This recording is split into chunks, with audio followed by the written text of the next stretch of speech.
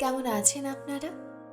Audio book by বাণীধৃতি চ্যানেলে আপনাকে জানাই স্বাগত। পড়ে শোনাচ্ছিলাম বঙ্কিমচন্দ্র চট্টোপাধ্যায়ের লেখা দুর্গেশ নন্দিনী। আজ পড়ে শোনাব দুর্গেশ নন্দিনীর অষ্টম পর্ব। আমাদের গল্প পাঠ কেমন লাগছে কমেন্ট করে অবশ্যই জানাবেন। আমাদের চ্যানেলটিকে যদি ভালো লাগে অবশ্যই চ্যানেলটিকে সাবস্ক্রাইব করবেন।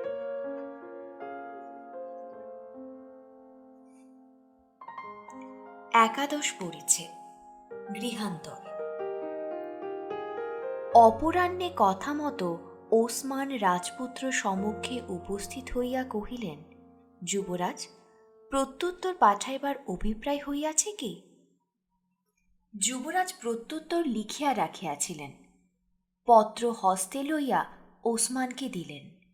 ওসমান লিপি হস্তে লইয়া কহিলেন, আমাদের পদ্ধতি আছে।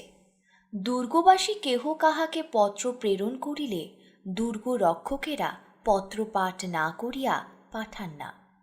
যুবরাজ কিঞ্চিৎ বিষণ্ণ হইয়া কহিলেন, এ তো বলা বাহুল্য। আপনি পত্র খুলিয়া পড়ুন, অভিপ্রায় হয় পাঠাইয়া দেবেন। ওসমান পত্র খুলিয়া পাঠ করিলেন। তাহাতে এইমাত্র লেখা ছিল, মন্দভাগিনী, আমি তোমার অনুরোধ বিস্মৃত হইব না, কিন্তু তুমি যদি পতিব্রতা হও তবে শীঘ্র পতিপথা অবলম্বন করিয়া আত্মকলঙ্ক লোপ করিবে। জগৎ সিংহ। ওসমান পাঠ করিয়া কহিলেন, রাজপুত্র, আপনার হৃদয় অতি কঠিন। রাজপুত্র নিরস হইয়া কহিলেন, পাঠান অপেক্ষা নহে। ওসমানের মুখ একটু আরক্ত হইল, কিঞ্চিৎ কর্কশ ভঙ্গিতে কহিলেন, বোধ করি পাঠান সর্বাংশে আপনার সহিত অভদ্রতা না করিয়া থাকিবে।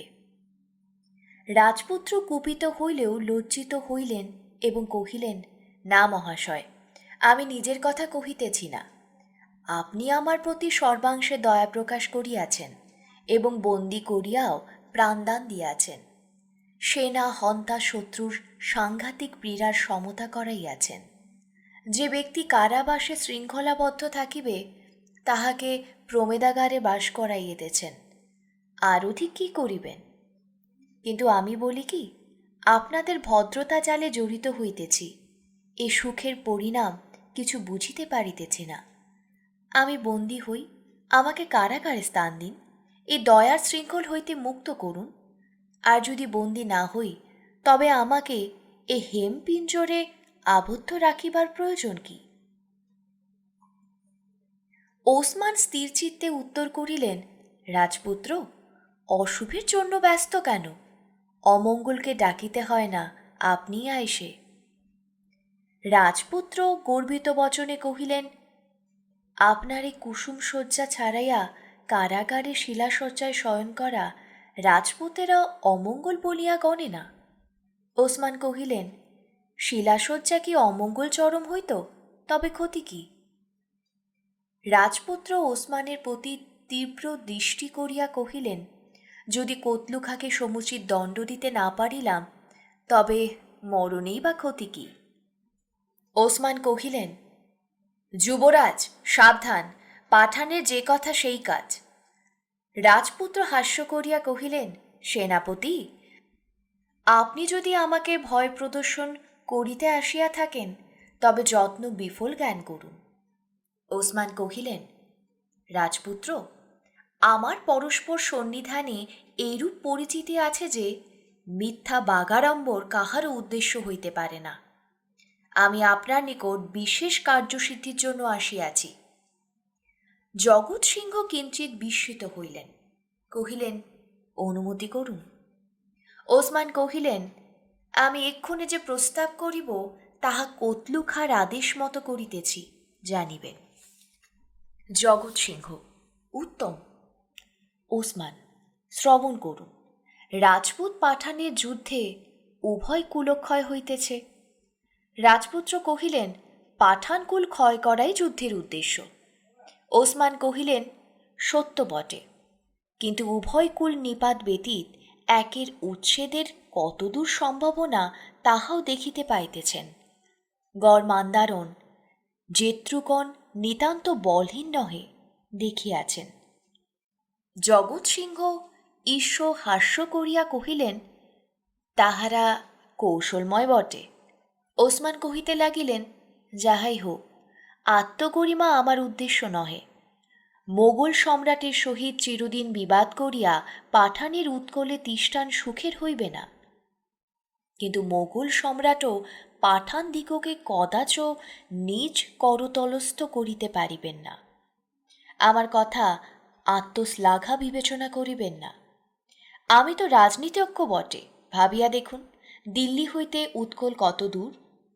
দিল্লীশ্বর যেন মানসিংহের বাহুবলে একবার পাঠান জয় করিলেন, কিন্তু কতদিন তাহার জয় পতাকা এদেশে উড়িবে? মহারাজ মানসিংহ সসৈন্য পশ্চাৎ হইবেন, আর উৎকলে দিল্লীশ্বরের অধিকার লোপ হইবে। ইতিপূর্বেও তো আকবর শাহ উৎকল জয় করিয়াছিলেন, কিন্তু কতদিন তাহাকার করগ্রাহী ছিলেন। এবারও জয় করিলে এবারও তাহা ঘটিবে। না হয় আবার সৈন্য প্রেরণ করিবেন, আবার উৎকল জয় করুন, আবার পাঠান স্বাধীন হইবে। পাঠানেরা বাঙালি নহে, কখনো অধীনতা স্বীকার করে না। একজন মাত্র জীবিত থাকিতে কখনো করিবে না, ইহা নিশ্চিত কহিলাম। তবে আর রাজপুত পাঠানের শোনিতে পৃথিবী প্লাবিত করিয়া কাজ কি? জগৎ সিংহ কহিলেন, আপনি কিরূপ করিতে বলেন? ওসমান কহিলেন, আমি কিছুই বলিতেছি না, আমার প্রভু সন্ধি করিতে বলেন। জগৎ সিংহ, কিরূপ সন্ধি? ওসমান, উভয় পক্ষেই কিঞ্চিত লাঘব স্বীকার করুন। নবাব কতলুখা বাহুবলে বঙ্গদেশে যে অংশ জয় করিয়াছেন তাহা ত্যাগ করিতে প্রস্তুত আছেন। আকবর শাহ উড়িষ্যার সত্ত্ব ত্যাগ করিয়া সৈন্য লইয়া যাও, আর ভবিষ্যতে আক্রমণ করিতে ক্ষান্ত থাকুন। ইহাতে বাদশাহের কোনো ক্ষতি নাই, বরং পাঠানের ক্ষতি। আমরা যাহা ক্লেশে হস্তগত করিয়াছি তাহা ত্যাগ করিতেছি। আকবর শাহ যাহা হস্তগত করিতে পারেন নাই তাহাই ত্যাগ করিতেছেন। রাজকুমার শ্রবণ করিয়া কহিলেন, উত্তম কথা, কিন্তু এ সকল প্রস্তাব আমার নিকট কেন? সন্ধি বিগ্রহের কর্তা মহারাজ মানসিংহ, তাহার নিকট দূত প্রেরণ করুন। ওসমান কহিলেন, মহারাজের নিকট দূত প্রেরণ করা হইয়াছিল, দুর্ভাগ্যবশত তাহার নিকট কে রটনা করিয়াছে যে পাঠানেরা মহাশয়ের প্রাণহানি করিয়াছে। মহারাজ সেই শোকে এবং ক্রোধে সন্ধির নামও শ্রবণ করিলেন না, দূতের কথায় বিশ্বাস করিলেন না। যদি মহাশয় স্বয়ং সন্ধির প্রস্তাবকর্তা হয়েন তবে তিনি সম্মত হইতে পারিবেন। রাজপুত্র ওসমানের প্রতি পুনর্বার স্ত্রীর দৃষ্টি করিয়া কহিলেন, সকল কথা পরিষ্কার করিয়া বলুন। আমার হস্তাক্ষর প্রেরণ করিলেও মহারাজের প্রতীতি জন্মিবার সম্ভাবনা, তবে আমাকে স্বয়ং যাইতে কেন কহিতেছেন? ওসমান, তাহার কারণ এই যে মহারাজ মানসিংহ স্বয়ং আমাদিগের অবস্থা সম্পূর্ণ অবগত নহেন। আপনার নিকট প্রকৃত বলবত্তা জানিতে পারিবেন, আর মহাশয়ের অনুরোধে বিশেষ কার্যসিদ্ধির সম্ভাবনা। লিপির দ্বারা সেরূপ নহে। সন্ধির আশু এক ফল হইবে যে আপনি পুনর্বার কারামুক্ত হইবেন। সুতরাং নবাব কতলুখা সিদ্ধান্ত করিয়াছেন যে আপনি এ সন্ধিতে অবশ্য অনুরোধ করিবেন। জগৎ সিংহ, আমি পিতৃসন্নিধানে যাইতে অস্বীকৃত নহি। ওসমান, শুনিয়া খুশি হইলাম, কিন্তু আরও এক নিবেদন আছে। আপনি যদি ঐরূপ সন্ধি সম্পাদন করিতে না পারেন তবে আবার এ দুর্গ মধ্যে প্রত্যাগমন করিতে অঙ্গীকার করিয়া যাউন। জগৎ সিংহ, আমি অঙ্গীকার করিলেই যে প্রত্যাগমন করিব তাহার নিশ্চয় কি? ওসমান হাসিয়া কহিলেন, তাহা নিশ্চয় বটে। রাজপুতের বাক্য যে লঙ্ঘন হয় না তাহা সকলেই জানে। রাজপুত্র সন্তুষ্ট হইয়া কহিলেন, আমি অঙ্গীকার করিতেছি যে পিতার সহিত সাক্ষাৎকারের পরেই একাকী দুর্গে প্রত্যাগমন করিব। ওসমান, আরও এক বিষয়ও স্বীকার করুন, তাহা হইলেই আমরা বিশেষ বাধিত হই। আপনি যে মহারাজ্যের সাক্ষাৎ লাভ করিতে আমাদিগের বাসনা অনুযায়ী সন্ধির উদ্যোগী হইবেন, তাহাও স্বীকার করিয়া যাও। রাজপুত্র কহিলেন, সেনাপতি মহাশয়, এ অঙ্গীকার করিতে পারিলাম না। দিল্লির সম্রাট আমাদিগকে পাঠান জয় নিযুক্ত করিয়াছেন, পাঠান জয়ই করিব। সন্ধি করিতে নিযুক্ত করেন নাই, সন্ধি করিব না, কিংবা সে অনুরোধও করিব না। ওসমানের মুখভঙ্গিতে সন্তোষ অথচ ক্ষোভ উভয় প্রকাশ হইল। কহিলেন, যুবরাজ, আপনি রাজপুতের ন্যায় উত্তর দিয়াছেন, কিন্তু বিবেচনা করিয়া দেখুন, আপনার মুক্তির আর অন্য উপায় নাই। জগৎ সিংহ, আমার মুক্তিতে দিল্লীশ্বরের কি? রাজপুত কুলেও অনেক রাজপুত্র আছে। ওসমান কাতর হইয়া কহিলেন, যুবরাজ, আমার পরামর্শ শুনুন, এই অভিপ্রায় ত্যাগ করুন। জগৎ সিংহ, কেন মহাশয়? ওসমান, রাজপুত্র, স্পষ্ট কথা কহিতেছি, আপনার দ্বারা কার্যসিদ্ধি হইবে বলিয়াই নবাব সাহেব আপনাকে এ পর্যন্ত আদরে রাখিয়াছিলেন। আপনি যদি তাহাতে বক্র হয়েন, তবে আপনার সমূহ পীড়া ঘটাইবেন।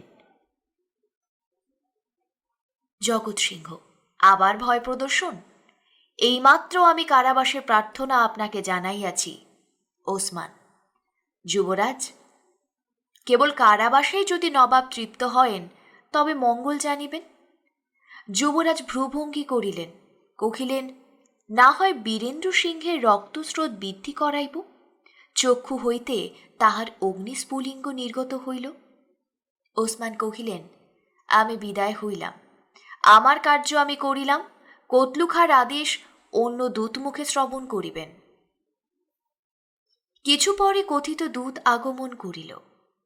সে ব্যক্তি সৈনিক পুরুষের বেশধারী, সাধারণ পদাতিক অপেক্ষা কিছু উচ্চপদস্থ সৈনিকের ন্যায়। তাহার সমবী বেহারী আর 4 জন অস্ত্রধারী পদাতিক ছিল। রাজপুত্র জিজ্ঞাসা করিলেন, তোমার কার্য কি? সৈনিক কহিল, আপনার বাসগৃহ পরিবর্তন করিতে হইবে। আমি প্রস্তুত আছি, চলো বলিয়া রাজপুত্র দূতের অনুগামী হইলেন।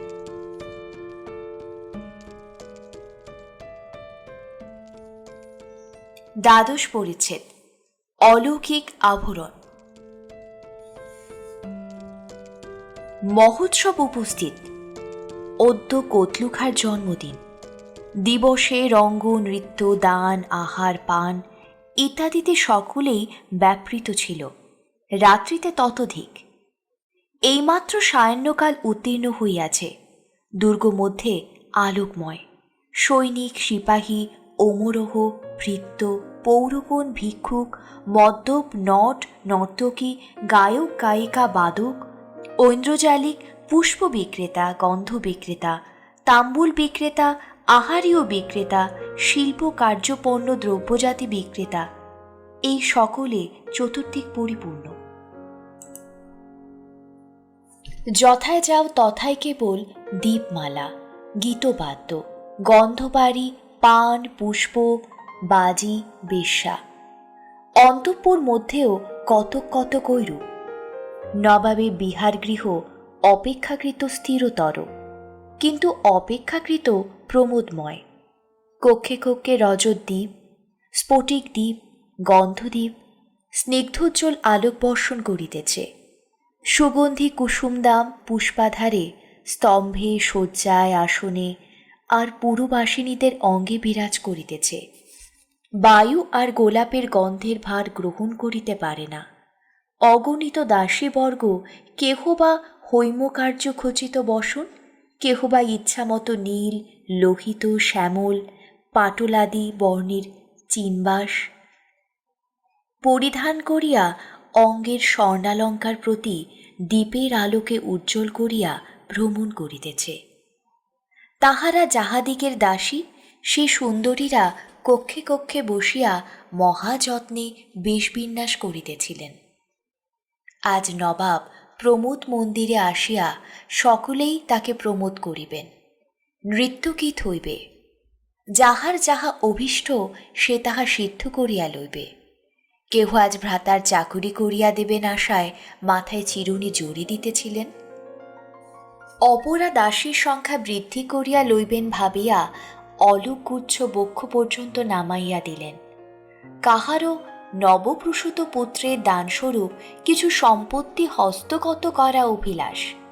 এই জন্য গণ্ডে রক্তিমা বিকাশ করিবার অভিপ্রায়ে ঘর্ষণ করিতে করিতে রুধির বাহির করিলেন। কেহ বা নবাবের কোনো প্রেয়সী ললনার নবপ্রাপ্ত রত্নালঙ্কার অনুরূপ অলঙ্কার কামনায় চক্ষুর নিচে আকর্ণ কজ্জল লেপন করিলেন। কোন চণ্ডীকে বসন পরাইতে দাসী পশু আজ মারাইয়া ফেলিল। চণ্ডী তাহার গালে একটা চাপড় মারিলেন। কোন প্রগল্ভার বয়োমাহাত্মে কেশরাশির ভারক্রমে শিথিল মূল হইয়া আসিতেছিল। কেশবিন্যাস সকলে দাসী চিরুনি দিতে কতকটি চুল চিরুনির সঙ্গে উঠিয়া আসিল। দেখিয়া কেশ অধিকারিণী দরবিগলিত চক্ষুতে উচ্চ রবে কাঁদিতে লাগিলেন। কুসুমবনে স্থলপদ্মবৎ বিহঙ্গ কূলে কলাপিবৎ এক সুন্দরী বেশবিন্যাস সমাপন করিয়া কক্ষে কক্ষে ভ্রমণ করিতেছিলেন। অদ্য কাহারও কোথাও যাইতে বাধা ছিল না। সেখানকার যে সৌন্দর্য, বিধাতা সে সুন্দরীকে তাহা দিয়াছেন। যে স্থানের যে অলঙ্কার, কতলুখা তাহা দিয়াছেন। তথাপি সে রমণীর মুখমধ্যে কিছুমাত্র সৌন্দর্য গর্ব বা অলঙ্কার গর্ব চিহ্ন ছিল না। আমোদ হাসি কিছুই ছিল না। মুখকান্তি গম্ভীর স্থির, চক্ষুতে কঠোর জ্বালা।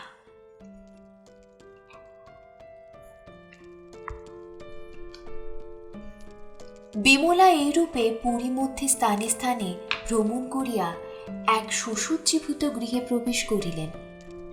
প্রবেশনান্তর দ্বার অর্গলবদ্ধ করিলেন। এই উৎসবের দিনেও সে কক্ষ মধ্যে একটি মাত্র ক্ষীণালোক জ্বলিতেছিল। কক্ষের এই প্রান্তরভাগে একখানি পালঙ্ক ছিল। সেই পালঙ্কে আপাত মস্তক সহ্যোত্তর ছদে আবৃত হইয়া কেহ শয়ন করিয়াছিল। বিমলা পালঙ্কের পার্শ্বে দাঁড়াইয়া মৃদুস্বরে কহিলেন, আমি আসিয়াছি। শয়ান ব্যক্তি চমকিতের ন্যায় মুখের আবরণ দূর করিল। বিমলাকে চিনিতে পারিয়া সহ্যোত্তর ছদ ত্যাগ করিয়া গাত্রোত্থান করিয়া বসিল। কোনো উত্তর করিল না। বিমলা পুনরূপী কহিলেন, তিলোত্তমা, আমি আসিয়াছি। তিলোত্তমা তথাপি কোনো উত্তর করিলেন না। স্থির দৃষ্টিতে বিমলার মুখ প্রতি চাহিয়া রহিলেন। তিলোত্তমা আর ব্রীড়া বিবশা বালিকা নহে। তদ্দণ্ডে তাহার সেই ক্ষীণালোক দেখিলে বোধ হইত যে 10 বৎসর পরিমাণ বয়োবৃদ্ধি হইয়াছে। দেহ অত্যন্ত শীর্ণ, মুখ মলিন, পরিধানে একখানি সংকীর্ণায়তন বাস। অবিন্যস্ত কেশভারে ধূলিরাশি জড়িত হইয়া রহিয়াছে। অঙ্গে অলঙ্কারের লেশ নাই। কেবল পূর্বে যে অলঙ্কার পরিধান করিতেন তাহার চিহ্ন রহিয়াছে মাত্র। বিমলা পুনরূপী কহিলেন, আমি আসিব বলিয়াছিলাম, আসিয়াছি। কথা কহিতেছ না কেন? তিলোত্তমা কহিলেন, যে কথা ছিল তাহা সকল কহিয়াছি, আর কি কহিব? বিমলা তিলোত্তমার স্বরে বুঝতে পারিলেন যে তিলোত্তমা রোদন করিতেছিলেন। মস্তকে হস্ত দিয়া তাহার মুখ তুলিয়া দেখিলেন চক্ষুর জলে মুখ প্লাবিত রহিয়াছে। অঞ্চল স্পর্শ করিয়া দেখিলেন অঞ্চল সম্পূর্ণ আর্দ্র। যে পরিধানে মাথা রাখিয়া তিলোত্তমা শয়ন করিয়াছিলেন তাহাতে হাত দিয়া দেখিলেন তাহাও প্লাবিত। বিমলা কহিলেন, এমন দিবানিশি কাঁদিলে শরীর কয়দিন বহিবে?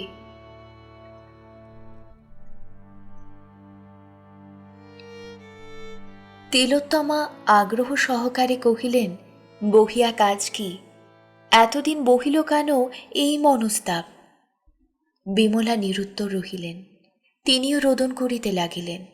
কিয়ৎক্ষণ পরে বিমলা দীর্ঘ নিঃশ্বাস ত্যাগ করিয়া কহিলেন, এখন আজিকার উপায়? তিলোত্তমা অসন্তোষের সহিত বিমলার অলঙ্কারাদির দিকে পুনর্বার চক্ষুপাত করিয়া কহিলেন, উপায়ের প্রয়োজন কি? বিমলা কহিলেন, বাছা, তাচ্ছিল্য করিও না। আজও কি কতলুখাকে বিশেষ জানো না? আপনার অবকাশ অভাবেও বটে, আমাদিকে শোক নিবারণার্থ অবকাশ দেওয়ার অভিলাষেও বটে। এ পর্যন্ত দুরাত্মা আমাদিগকে ক্ষমা করিয়াছে। আজ পর্যন্ত আমাদিগের অবসরের যে সীমা পূর্বেই বলিয়া দিয়াছে। সুতরাং আজ আমাদিগকে নৃত্যশালায় না দেখিলে না জানি কি প্রমাদ ঘটাইবে। তিলোত্তমা কহিলেন, আবার প্রমাদ কি? বিমলা কিঞ্চিৎ স্থির হইয়া কহিলেন, তিলোত্তমা, একেবারে নিরাশ হও কেন? এখনও আমাদিগের প্রাণ আছে, ধর্ম আছে। যতদিন প্রাণ আছে ততদিন ধর্ম রাখিব। তিলোত্তমা তখন কহিলেন, তবে মা, এই সকল অলঙ্কার খুলিয়া ফেলো। তুমি অলঙ্কার পরিয়াছ, আমার চক্ষু শূল হইয়াছে। বিমলা ঈষৎ হাসিয়া কহিলেন, বাছা, আমার সকল আভরণ না দেখিয়া আমাকে তিরস্কার করিও না।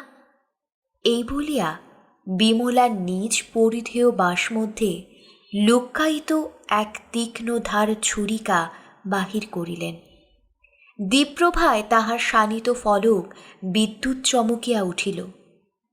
তিলোত্তমা বিস্মিতা এবং বিশুষ্কমুখী হইয়া জিজ্ঞাসা করিলেন, এ কোথায় পাইলে? বিমলা কহিলেন, কাল হইতে অন্তঃপুর মধ্যে একজন নতুন দাসী আসিয়াছে, দেখিয়াছ? তিলোত্তমা, দেখিয়াছি, আসমানি আসিয়াছে। বিমলা, আসমানির দ্বারা ইহা অভিরাম স্বামীর নিকট হইতে আনাইয়াছি। তিলোত্তমা নিঃশব্দ হইয়া রহিলেন। তাহার হৃদয় কম্পিত হইতে লাগিল। ক্ষণিক পরে বিমলা জিজ্ঞাসা করিলেন, তুমি এ বেশ সদ্য ত্যাগ করিবে না? তিলোত্তমা কহিলেন, না। বিমলা, নৃত্য গীতা দিতে যাইবে না? তিলোত্তমা, না। বিমলা, তাহাতেও নিস্তার পাইবে না? তিলোত্তমা কাঁদিতে লাগিলেন। বিমলা কহিলেন, স্থির হইয়া শোনো, আমি তোমার নিষ্কৃতির উপায় করিয়াছি। তিলোত্তমা আগ্রহ সহকারে বিমলার মুখপানে চাহিয়া রহিলেন।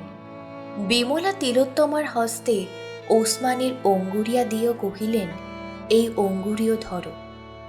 নৃত্যগৃহে যাইও না।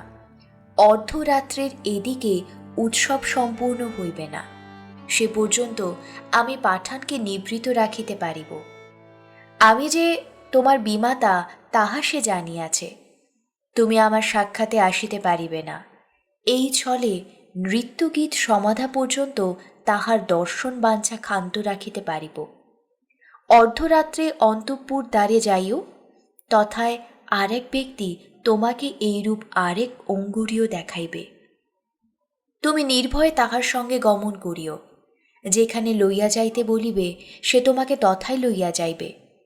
তুমি তাহাকে অভিরাম স্বামীর কুটিরে লইয়া যাইতে কহিও। তিলোত্তমা শুনিয়া চমৎকৃত হইলেন। বিস্ময় হোক বা আহ্লাদে হোক, কিয়ৎক্ষণ কথা কহিতে পারিলেন না। পরে কহিলেন, এ বৃত্তান্ত কি? এ অঙ্গুরীয় তোমাকে কে দিল?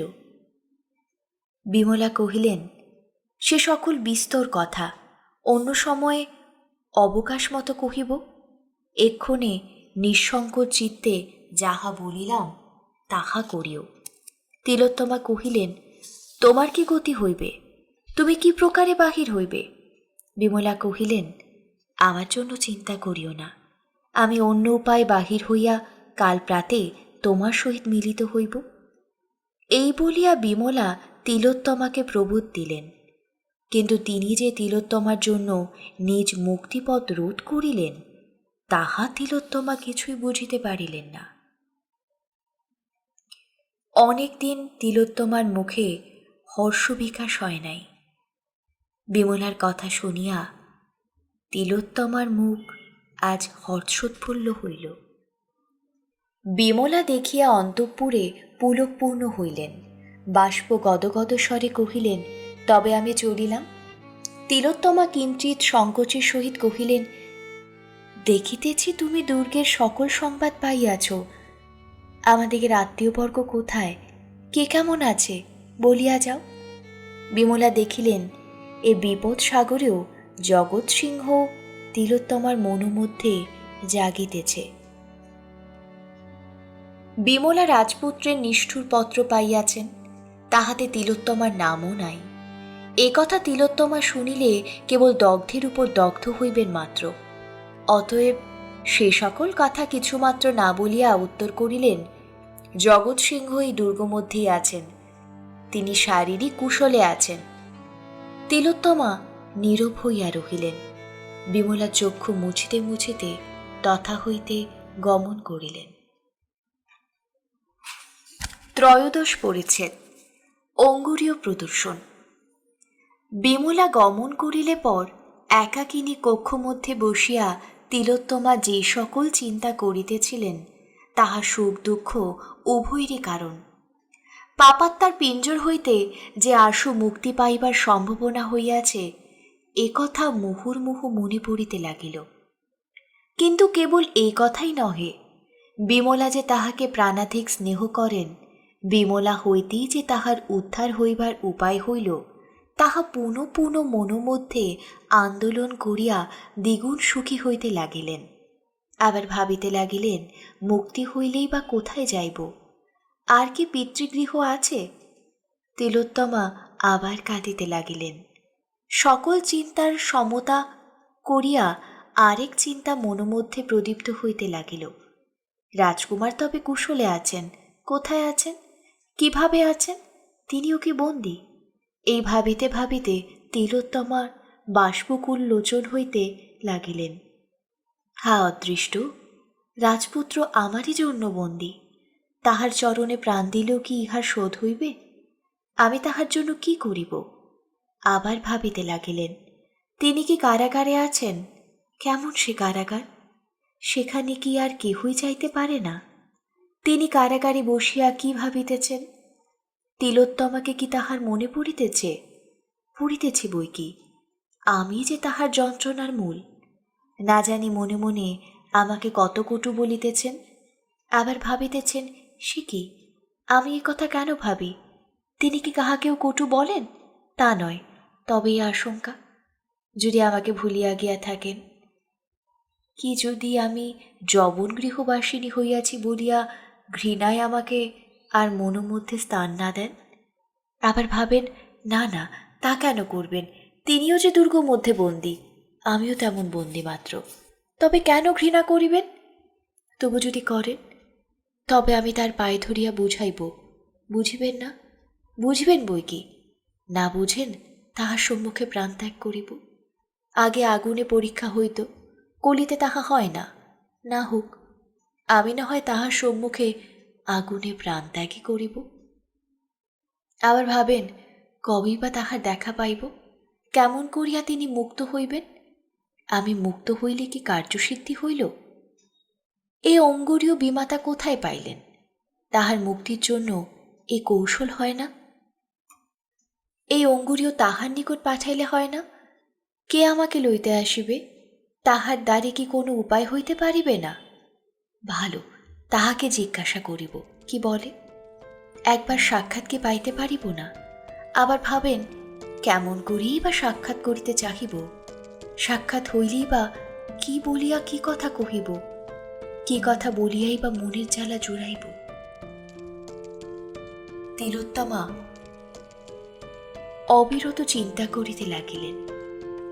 একজন পরিচারিকা গৃহ মধ্যে প্রবেশ করিলেন। তিলোত্তমা তাহাকে জিজ্ঞাসা করিলেন, রাত্রি কত? দাসী কহিলেন, দ্বিতীয় প্রহর অতীত হইয়াছে। তিলোত্তমা দাসীর বহির্গমন প্রতীক্ষা করিতে লাগিলেন। দাসী প্রয়োজন সমাপন করিয়া চলিয়া গেল। তিলোত্তমা বিমলা প্রদত্ত অঙ্গুরীয় লইয়া কক্ষ মধ্যে হইতে যাত্রা করিলেন। তখন আবার মনে আশঙ্কা হইতে লাগিল, পা কাঁপে, হৃদয় কাঁপে, মুখ শুকায়, এক পদ অগ্রসর এক পদে পশ্চাৎ হইতে লাগিলেন। ক্রমে সাহসে ভর করিয়া অন্তঃপুর দ্বার পর্যন্ত গেলেন। পৌরবর্গ, খোঁজা, হাবসি প্রভৃতি সকলেই প্রমাদে ব্যস্ত। কেহ তাহাকে দেখিল না, দেখিলেও তৎপ্রতি মনোযোগ করিল না। কিন্তু তিলোত্তমার বোধ হইতে লাগিল যেন সকলেই তাহাকে লক্ষ্য করিতেছে। কোন ক্রমে অন্তঃপুর দ্বার পর্যন্ত আসিলেন। তথায় প্রহরীগণ আনন্দে উন্মত্ত, কেহ নিদ্রিত, কেহ জাগ্রত, কেহ অচেতন, কেহ অর্ধচেতন। কেহ তাহাকে লক্ষ্য করিল না।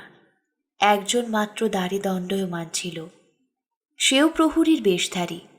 সে তিলোত্তমাকে দেখিয়া কহিল, আপনার হাতে আংটি আছে? তিলোত্তমা সভয়ে বিমলা দত্ত অঙ্গুরীয় দেখাইলেন। প্রহরী বেশি উত্তম রূপে সেই অঙ্গুরীয় নিরীক্ষণ করিয়া নিজ হস্তস্থ অঙ্গুরীয় তিলোত্তমাকে দেখাইল।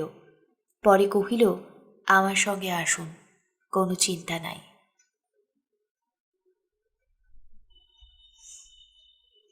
তিলোত্তমা চঞ্চল চিত্তে প্রহরীর সঙ্গে সঙ্গে চলিলেন। অন্তঃপুর দ্বারে প্রহরীগণ যেরূপ শিথিল ভাবাপন্ন, সর্বত্র প্রহরীগণ প্রায় এইরূপ। কিন্তু অদ্য রাত্রে অবারিত দ্বার, কেহই কোনো কথা কহিল না। প্রহরী তিলোত্তমাকে লইয়া নানা দ্বার, নানা প্রকোষ্ঠ, নানা প্রাঙ্গণভূমি অতিক্রম করিয়া আসিতে লাগিল। অবশেষে দুর্গপ্রান্তে ফটক আসিয়া কহিল, এক্ষণে কোথায় যাইবেন, আজ্ঞা করুন, লইয়া যাই। বিমলা কি বলিয়া দিয়াছিলেন তাহা তিলোত্তমার স্মরণ হইল না। আগে জগৎসিংহকে স্মরণ হইল। তিনি প্রহরীকে কহেন, যথায় রাজপুত্র আছেন তথায় লইয়া চলো।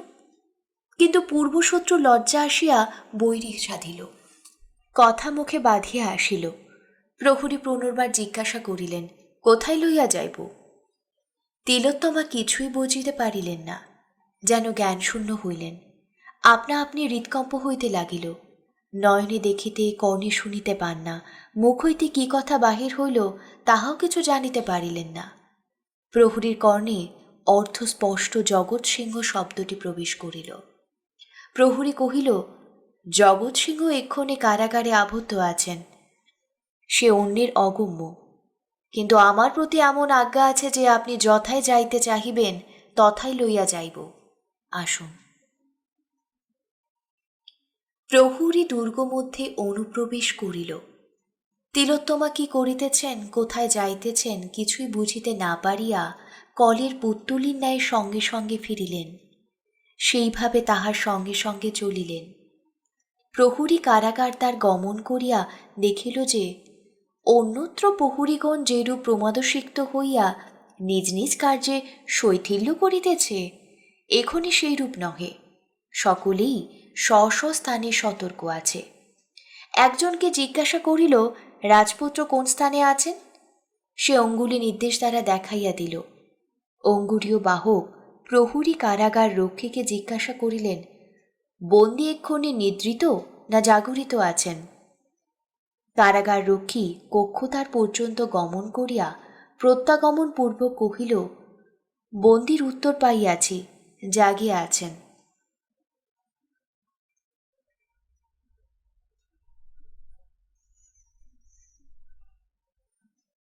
অঙ্গুরীয় বাহক প্রহরী রক্ষীকে কহিল, আমাকে এ কক্ষের দ্বার খুলিয়া দাও, এই স্ত্রীলোক সাক্ষাৎ করিতে যাইবে।